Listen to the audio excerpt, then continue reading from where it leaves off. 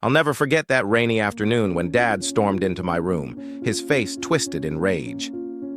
"This junk is ruining you!" he bellowed, sweeping his arm across my desk.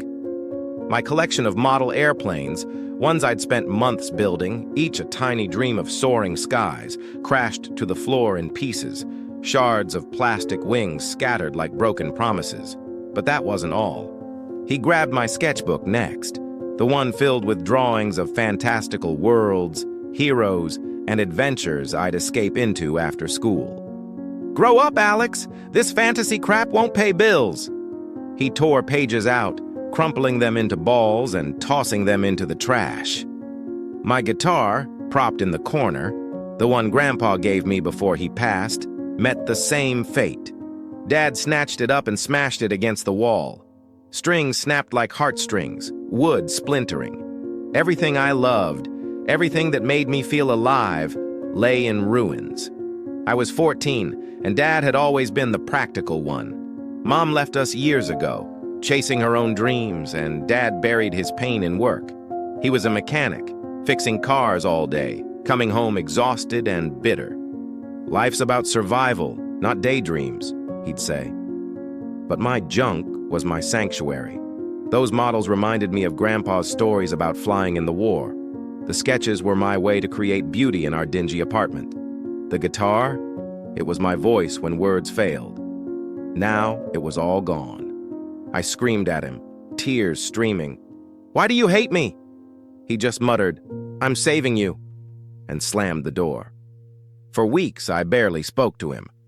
School felt pointless. Friends noticed my spark was dimmed. I wandered the streets after class, kicking cans, feeling empty. One evening, I found myself at the old junkyard where Dad sometimes scavenged parts. Amid the rusting cars and forgotten debris, something caught my eye, a battered toolbox, half buried. Curiosity pulled me in. Inside were old blueprints, yellowed photos, and a notebook. Dad's notebook. Flipping through, I saw sketches of inventions, flying machines, fantastical vehicles, wild designs that screamed creativity. Photos showed a younger Dad, grinning with a guitar slung over his shoulder, surrounded by bandmates. Notes scribbled, "Dream big, fix the world." My heart stopped. This was Dad, the same man who crushed my dreams. That night, I confronted him in the kitchen. "What happened to you?" I asked, holding up the notebook. His eyes widened, then softened. He sank into a chair, sighing deeply. "I wanted to be an inventor, a musician. But life, it broke me first. Your mom left because I chased those dreams too hard, and we ended up broke. I swore I'd protect you from that pain, so I became practical. But seeing your stuff, it reminded me of what I lost. I guess I broke it to break the cycle." Tears welled in his eyes, first time I'd seen him cry. "I'm sorry, son. I broke everything you love because I was afraid you'd end up like me, heartbroken." We talked for hours. Dad shared stories of his band days, his failed inventions. For the first time, I saw him not as a destroyer, but as a broken dreamer. The next day, he took me to the hobby store. We bought new models, paper, strings. But more than that, we started building together. He dusted off his old guitar, teaching me chords. My sketches inspired his new ideas.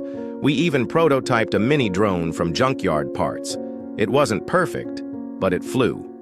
Months later, our garage became a workshop of wonders.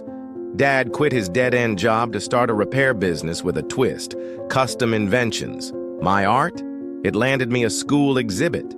We healed, piece by piece. Life's fragile, like those models.